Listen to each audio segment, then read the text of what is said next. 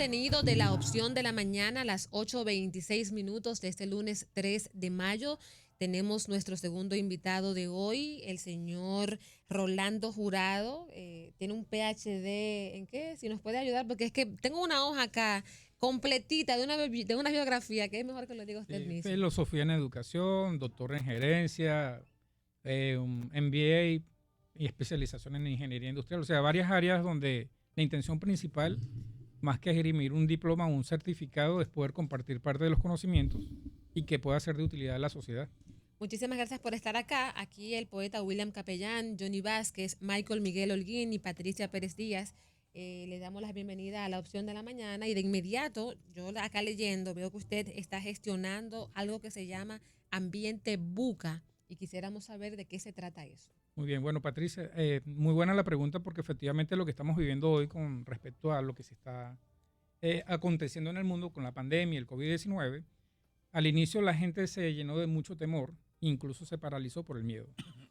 Y efectivamente cuando no se tiene una estrategia para poder abordar en eventos o situaciones de incertidumbre, entonces la gente literalmente se paraliza. Gestionando ambientes buca no es algo que se desarrolló nuevamente, o sea, recientemente. Eso es desde más de 20 años, a finales de la década de los 80. Justamente viene de la Fuerza Armada Norteamericana, cuando ellos están haciendo ciertos tipos de intervenciones en países que no conocen. Entonces llegó y se dieron cuenta, por ejemplo, yéndose a un desierto, donde lo que es hoy, mañana no es. Cambian las dumas de la arena, la temperatura es diferente, un idioma totalmente inhóspito. Entonces, lógicamente, hay algo que ellos decían, bueno, esto es volátil, que es aquello que hoy lo tenemos, mañana no sabemos. Incertidumbre, porque no sabemos qué puede ocurrir en el proceso. Complejo es cuando todas esas variables se unen y dan un resultado final, y ambiguo, porque muchas veces uno no sabe qué es lo que se tiene que hacer. En función de ese tipo de experiencia que ellos vivieron, desarrollaron ese método. Después en la Universidad de Yale específicamente la llevó hacia el contexto gerencial y empezaron a aplicarla en diferentes organizaciones, en empresas. Y cuando nosotros vemos, por ejemplo, el avance de los diferentes elementos de tecnología y cómo se han disminuido en el tiempo la cantidad de personas en gran masa que se unen a cada una de estas nuevas redes sociales, por decirlo de alguna manera, uno dice, ¿cómo es que estas redes están impactando de manera tan profunda? Lógicamente, estas redes están pensando, estamos en un tiempo volátil. O sea, todas las cosas cambian. Es necesario nosotros poder pensar qué tenemos que hacer para mantenernos a la altura de los requerimientos de este tiempo. No podemos seguir gestionando las cosas como siempre las hemos venido gestionando, porque todo ha cambiado. Entonces, esa parte de la volatilidad permitió a muchas personas, emprendedoras e empresarios, empezar a modificar sus modelos de trabajo para poder generar lo que la sociedad necesita. Justamente aquello que literalmente no se tiene. Hoy, nosotros con la pandemia nos estamos dando cuenta. No podemos adaptarnos a la realidad. ¿Por qué seguir haciendo lo mismo en una condición diferente? Hoy es necesario vivir un proceso de transformación. Pero un proceso de transformación no solamente es desde la intención, porque hacerlo desde la intención es trabajar sin propósito. Intención sin acción es pura ilusión. Hay que trabajar con propósito. ¿Y cómo se hace eso? Buscar estrategias para poder asumir una posición relevante frente a un ambiente volátil. Incertidumbre, tenemos un COVID-19 con unas vacunas que se están utilizando y que efectivamente vamos a ver cuáles son los resultados de estas vacunas de los diferentes laboratorios en el tiempo. Pero yo vengo de la industria farmacéutica. Por más de 20 años estuve trabajando en la industria farmacéutica y efectivamente generar un medicamento, generar una vacuna, no es tan fácil. Entonces, claro, mucha gente tiene gran incertidumbre y tiene la necesidad de que surja la cura. El detalle es cuál es la garantía que nosotros tenemos hoy de que lo que se está haciendo es. Gracias a Dios y a los científicos que han venido desarrollando estos tipos de estudios, pero seguimos en esto. Usted hablaba del miedo, pero el mundo fue llevado al miedo. Cuando comenzamos a ver lo que yo llamo el disparate de la OMS, llamo yo, porque tú no puedes estar cambiando en cosa de horas información. Nos dijeron que ponerle la mano a esto era coronavirus, que la puerta de un vehículo, que era casa, que los pies, y llevaron a la gente a un pánico generalizado. Después, con el tiempo, casi a un año, nos dimos cuenta que una serie de cosas esas ya no eran, incluso los propios científicos se contradecían. Usted no atribuye ese miedo que vivimos, que la gente dice, pero ya la gente le perdió el miedo al coronavirus, la gente está donde quiera. Bueno, porque las informaciones han variado. Esa variación, ¿cómo usted la interpreta? En función de que el coronavirus es una cuestión médicamente manejable o tratable, que es la gran responsabilidad de la industria farmacéutica mundial. ¿Qué ha pasado? ¿Por qué ese pánico y por qué hoy la gente no lo tiene desde el principio? Sí, al inicio, cuando tú desconoces algo, lo primero que tienes que levantar son alertas y esas alertas en la parte humana significa miedo. Sí. El miedo te genera 3 tipos de acciones. O te paraliza, o te defiendes, o sales corriendo. Sí. Entonces, por medida de cautela o de precaución, ¿qué es lo que la gente que tiene dominio y poder de las masas hizo? Generar ese tipo de alerta. Sí. Mira, señores, no se muevan porque no sabemos qué pasa. Encierro, Exacto. por ejemplo. Sí. Y ese miedo, sí. en cierta forma, protegió a algunas personas, Ujú. pero todos nosotros no somos seres de encierro. Sí. A todos nosotros nos interesa vivir y tener la libertad. Exacto. Entonces eso jugó en contra. ¿Por qué? Porque nosotros como seres humanos también necesitamos un eje de dirección. Cuando no tenemos dónde apoyarnos, Ujú. entonces tomamos como referente a los expertos. ¿Quiénes son los expertos? La Organización Mundial de la Salud, los científicos, la industria farmacéutica, que son los responsables para poder desarrollar este tipo de medicamentos. Ujú. Y lógicamente hay algo que se llama la sabiduría del ser humano y que nosotros también estamos en una tierra que nos provee de todo. Entonces, vegetales, alimentación, buena respiración, el contacto. Plantas. Entonces, cuando nosotros nos damos cuenta que hay esas 2 variables entre lo científico y lo natural y que hay un organismo internacional que tiene autoridad y dice, señores, quédense quietos, la mayoría de gente lo que dice es, no depende de mí, depende de lo que digan las autoridades. Sí. Pero nosotros somos personas que no nos gusta el encierro. No. Entonces La nos disciplina hasta rebelamos. cierto punto. Nos Sí. rebelamos. Sí. Entonces es normal que nos rebelemos porque nosotros no somos para estar esclavizados a estar presos. Además, tenemos que sobrevivir. Correcto. O sea, Pero hay un detalle. sí. República Dominicana es un país bendito. Yo lo veo de esa forma porque tiene una situación geográfica envidiable.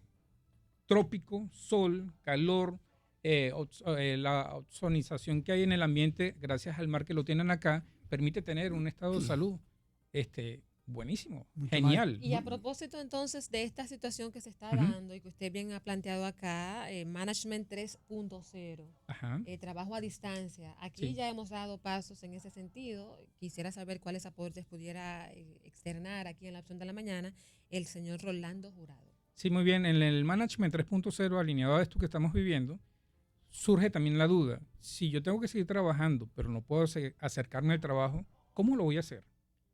Empieza entonces el trabajo remoto, que no es nuevo. Eso tiene más de 20 años que la gente venía trabajando, haciendo el intento claro. de poderlo llevar a cabo y que a la larga, si uno se da cuenta, yo como les comenté en un inicio, yo tengo ya, este es el 6º año que estoy viniendo a República Dominicana a formar personas de diferentes medios. Desde hace años yo estoy trabajando a distancia. Y cuando yo decía acá en República Dominicana, señores, eso lo podemos hacer a distancia. Y no, estaban negados. Y ojo, no República Dominicana, todos los países. Porque le gusta esto No que había un estamos haciendo. antecedente. Sí. Le gusta dar la cara. Y a nosotros nos Sí. gusta esto, el contacto, vernos, Sí. poder interpretar, Sí. leer el lenguaje corporal, porque nosotros muchas veces una cosa es lo que decimos y otra cosa es lo que hacemos con nuestro cuerpo. Claro. Entonces, el Management 3.0 tampoco es que sea nuevo, pero es una de las estrategias que se utiliza en los ambientes VUCA, en la volatilidad, en la incertidumbre y en la complejidad. Justamente yo tengo que tener herramientas para poder salir adelante. El Management 3.0 te permite entonces tener herramientas de vanguardia para poder generar diferentes competencias profesionales. Cuando hablamos de competencias profesionales, es no solamente darle a la persona una información, porque yo te puedo dar la información y hasta ahí llegó. Entonces la competencia profesional es desarrollar 3 variables: el conocimiento, la habilidad y el comportamiento. Cuando la gente no está convencida de que trabajar a distancia es incluso hasta más productivo que trabajar de manera presencial, entonces es difícil que dé lo que tiene que dar de manera productiva. Entonces es un proceso de educación, de formación y de convencimiento. ¿Usted ha visto, usted conoce el proceso, la estrategia que ha llevado el gobierno dominicano, en especial el Ministerio de Educación, con esta educación a distancia? Si usted lo conoce, valóreme, ¿qué cree usted sobre cómo hemos llevado el asunto de la educación en la pandemia? Sí, es un proceso de transformación que, vuelvo a repetir, no solamente acá es donde se está viviendo esa incertidumbre. A nivel mundial estaba la gran duda. Yo trabajo en 14 países haciendo esta actividad y en Estados Unidos están igual que acá. O sea, yo tengo personas, conocidos directos, que están en la universidad. Yo estoy hablando a nivel de educación superior, no a nivel primario o de básica. Sí, sí. Y los alumnos, los estudiantes, los que se están formando, dicen, no tengo contacto, no conozco quién me está, sé, hay una fotografía. Sí, pero el contacto personal. Ahora, si eso pasa en Estados Unidos, ¿qué va a pasar con el resto de los países del mundo? Cuando Eso hablamos de un primer mundo, ¿verdad? Sí, ponerlo como referencia. Claro. Pero yo voy un poco más allá. Somos seres humanos. Tenemos una sola cabeza, igual Sí, que sí. cualquier persona del país desarrollado, 2 manos y 2 pies. ¿Dónde está la clave? La estrategia. Entonces, tiene que haber una estrategia de evolución y de transformación y no de adaptación. Eso sí sería conveniente que lo tomaran en cuenta, Sí. porque adaptarse a seguir haciendo lo mismo y lógicamente estamos en un proceso de transformación donde las cosas ya no son iguales y que el mundo literalmente con esta nueva normalidad, mal llamada o bien llamada, como sea, entonces ahora nosotros nos encontramos en un escenario diferente. Somos los mismos jugadores pero con unas reglas de juego diferentes. Y si nosotros no nos transformamos, va a pasar como pasó con la prehistoria. Nos desaparecemos. Entonces estaríamos hablando, hay por ahí algo que se llama la teoría del caos Ujú, y que se maneja también dentro del mundo de la incertidumbre. sí. Esto atrapó al mundo, vamos a decirlo así, lo que planteaba Johnny Vázquez, Sí. la OMS y todo esto, como nadie sabía lo que estaba pasando. Todo el mundo lanzaba teorías, pero seguridad no la tenía nadie. Ujú. La farmacéutica comienza con el proceso de las vacunas, comienzan las inversiones, comienzan a acaparar. Dice que Estados Unidos tiene 3 vacunas para cada uno de los habitantes, que Canadá tiene lo mismo. Bueno, pero en el fondo, ¿qué pasará con la sociedad mundial? Y en concreto podría ser la sociedad dominicana Ujú. o la venezolana, la que sea en el mundo, en un mundo post-COVID, si es que lo tendremos. ¿Cuál es su percepción sobre eso? Sí, Pues, hablando de caos, realmente se nos presentó un caos. Sí. Nadie tenía control de ninguna de las variables. Luego viene ya esta propuesta de como que ciertos controles existen, pero a la hora de la verdad no está nada cierto. sí. Entonces, ¿cómo esa incertidumbre usted nos dice que podríamos manejarla nosotros como individuos independientes, como seres que se relacionan y como país? Perfecto. Como seres independientes hay una forma que Epicteto trabajaba, filósofo griego, que él hablaba de que hay cosas que dependen de ti y hay cosas que no dependen de ti. Sí. La interdependencia. Nos tenemos que primero ocupar de lo que sí depende de nosotros. ¿Qué depende de nosotros? La capacitación, la actitud, la formación, el tener los cuidados debidos para por lo menos tener un espacio de seguridad con lo que uno está haciendo. Porque efectivamente cada uno de nosotros somos potenciales portadores de un posible virus. ¿Sí o no? Sí, lo Entonces somos. nosotros tenemos que ser conscientes de ello. Ahora, no es que uno sea un apologista del caos, Ni del miedo, por ni ejemplo. del miedo. Exacto. Simplemente porque muchas veces la gente perece por falta de conocimiento. La incertidumbre, ¿de dónde viene? Del desconocimiento. Entonces, en primera instancia, hay que saber qué depende de nosotros. Segundo, cuando hablamos de la sociedad, Alvin Toffler, eso fue en 1925 aproximadamente, él hablaba de que estamos en una sociedad de Toffler. analfabetas. Sí, Toffler. La revolución de la riqueza. Sí, y justamente él, La pareja periodista, Toffler. él decía en aquel momento, en 1925, hay que aprender a desaprender para reaprender. Voy a volverlo a decir lentamente. Hay que aprender a desaprender para reaprender. De lo que usted planteaba de la adaptación, transformación y no adaptación. Correcto. Transformación. Correcto, porque si Eso no es. desaparecemos, Exacto. entonces el mundo va a seguir siempre Sí. por las personas capacitadas y competentes para que eso ocurra. Exacto. Eso por esa vía. ¿Usted vino a la República Dominicana a presentar estos conocimientos a través de qué institución? ¿Cómo se va? ¿Cómo usted va a poder entregarnos esos conocimientos Sí, para salir de? estoy haciendo un trabajo intenso con el Instituto Nacional de Administración Pública, con diferentes con el MAP. instituciones. INAP. Con INAP. INAP. Sí, con el director Cristian Sánchez. Ajá. Y que justamente, como hay un tema de Cristian desarrollo- Sánchez. Sí, hemos venido desarrollando un trabajo desde hace años.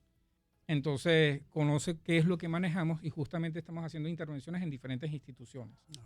Dentro de estos temas, justamente estamos trabajando, gestionando ambientes VUCA, liderazgo transformacional, planificación estratégica situacional, que no es la Y eso planificación no es estratégica. como muy profesional. teórico. ¿Cómo ustedes hacen que eso aterrice? Eso está muy buena su pregunta, porque ¿de qué sirve la teoría sin la práctica? Ajá. Por eso hablé al inicio, desarrollando competencias profesionales y les hablé de 3 variables. Conocimiento cualquiera puede tener. Se puede meter en internet, puede leer un libro Sí. y tiene conocimiento. Sí. Pero eso no te da la habilidad. Cuando se viene a este espacio a trabajar desarrollo de competencias profesionales, es cómo yo aterrizo esos conocimientos. Es como yo lo llevo a la práctica. ¿Cómo lo Exacto. llevo a la práctica? ¿Cómo lo hago que sean Y funcionales? después, ¿de qué me sirve a mí saberlo? ¿De qué me sirve a mí hacerlo si no me comporto a la altura No, y del sí, requerimiento del entorno? reducirlo. Entonces vamos con las 3 variables para poder tener una competencia profesional Claro. y que no es algo que yo estoy diciendo, eso está establecido por la OIT desde hace más de 40, 50 años y que nosotros lo tenemos a un lado. Sí, nos Y empantanamos. termino con el tema para la pregunta que me hizo William. William. Sí. Sí, William, Con la sociedad, hace también unos cuantos años atrás, 1960 aproximadamente, Sigmund Bauman, él hablaba Bauman, de la sociedad líquida. Líquida, claro. Y si ustedes se dan cuenta, estamos en una sociedad líquida. Sí, claro. ¿Qué significa eso? Que no, en este caso a lo mejor suena un poco antagónico lo que voy a decir a lo que he venido hablando desde un inicio, pero quiero que lo vean de manera metafórica. Cuando Sigmund Bauman habla de la sociedad líquida, es que si tú estás en un recipiente cuadrado, vas a ser cuadrado. Y si vas a estar en un recipiente cilíndrico, vas a ser cilíndrico. Entonces estamos hablando de la adaptación de la sociedad a las circunstancias. En ese contexto de Sigmund Bauman, que es muy diferente a la transformación que yo estoy diciendo, que le dije a un inicio, que no es adaptarse, es transformarse. Bueno, pues al señor Rolando Wow. Jurado le agradecemos muchísimo su participación aquí en la opción de la mañana. Hemos aprendido mucho. Se le Yo he nota el aprendido dominio que mucho tiene hoy. sobre ese Hay tema. que decirle sí a un tío. El mundo Cuando, tiene que cuando tú estás encaminarse. hablando de alguien que puede mostrar que es un doctor en filosofía con una concentración en management, eso es el philosophy doctor, el PhD. Sí. Correcto. Entonces no hay improvisación. Así mismo es. Nos No quedamos hay. aquí mismo. Vamos a tomar unas cuantas llamaditas. Ya hicimos la pausa comercial obligatoria. Así que al 809-688-0715, pero también pueden comunicarse con nosotros en el 809-682-8016 y 809-682-8365. Hay una situación que se está dando, ya hay una primera llamadita, pero esto de que Haití va a canalizar el río, creo que es el Masacre, ¿verdad que sí? Por la zona de Por la Dajabón. zona de Dajabón Haití ha no puede decir generado eso. ciertas inquietudes, molestias también, porque dicen que aunque el río nace, dicen ellos que aunque nace en la República Dominicana, ellos necesitan el agua y que de todas formas van a desviar el No, caudal. del ellos no río pueden Masacre Yo quiero decir para algo. expresarse usar así. el agua. Ellos no pueden expresarse. Quiero Claro, comentar el algo. agua, el Mire, agua las de todo. aguas internacionales, en este caso el río Dajabón, en esa zona es agua internacional porque hace frontera. Pueden ser utilizadas por los dos países. pero Totalmente. previo acuerdo. No puede ser una decisión arbitraria. Unilateral y arbitraria, Pero exacto. ellos tienen derecho a usar el agua. Tienen derecho. Lo mismo que nosotros. Para que hay que establecer una proporción. La forma, el la caudal, forma. Vamos a dialogar, ¿Qué vamos a caudal hablar. van a Como utilizar quieran. el agua? Pero de que tienen derecho, tienen derecho. Buenos días. ¿Quién nos sin habla y ninguna desde duda. dónde? Buenos días. Adelante. Sí, habla Manuel de Barahona. Adelante. Oiga, yo a Melanio Paredes que le voy a decir esto. Ajá. El caso de Ya no que está aquí, Comesolo, ya. Sí. el caso de Comesolo no es por lo que le explicó. ¿Y por qué Digo, era? qué? Porque hay muchas razones. Porque yo estoy dolido de un hijo mío que se graduó en Loyola con honores y era menor de edad en el año pasado. Y yo le saqué su pasaporte, le saqué su documento para que se vaya como menor, su poder como menor, que se le iba a llevar un mayor. Y te digo qué pasó. ¿Qué pasó? ¿Qué pasó? No le compraron los pasajes, era para una Olimpiada Centroamericana y del Caribe, para Cuba. Que ¿En la iban, época de para La Milenio? Habana, Cuba. No, cuando salió Mirabal, no le compraron los pasajes, esos pobres 4 muchachos. Entonces mandaron otros y se quemaron. Y esos 4 que iban a ganar en una Olimpiada Centroamericana Entonces y del fueron Caribe, comezones. a representar a la República, no a representar a los Yones, ni a representar ninguna escuela, la República Dominicana. Eso a mí me tumbaron los ánimos de mi hijo, que es Sí, un así es, genio, así que es. sabe No, mucho sí. matemática como la hija o el hijo del sanjuanero. Él le ganó aquí en la capital a 57 en una olimpiada en física. A 57 le ganó. Y entonces no se va a Cuba porque no le compran los pasajes. Entonces ahí es que él come solo. Gracias, caballero. Eso así. Ya entendimos. Esas facilidades se las dan a Unas los facilidades hijos para de algunos. los ministros y de los gerifaltes del PLD. Buen día, José Rodríguez de Montecristi. Adelante. Adelante, señor José. Sí, el senador David Sosa de Dajabón denunció que hay 17 chequeos en la zona de Dajabón y que los militares viven macuteando. Ay, madre. Entonces el jefe del ejército, Julio Florian Sí, Pérez, José. lo emplazó Siempre a que están macuteando. acuerde las pruebas. Todas las veces que llama. Sí, entonces por aquí en los barrios de Dajabón denuncian que los ladrones están envenenando los perros para robar. Y y el señor Bernardo Alemán Rodríguez en Montecristi, un señor que era senador, diputado, dirigente del PRM, dice que renunciará en mayo porque el presidente tiene 8 años y no lo ha tomado en cuenta, no lo ha recibido, y el secretario Ignacio Paliza en la presidencia, y tienen 8 años, que renunciará del PRM. Ese es un señor hacendado de aquí de Villavaque, Montecristi, y que no lo han tomado en cuenta para el asunto de los nombramientos. Está bien, José. Sí. Buenos días, ¿quién nos habla y desde dónde?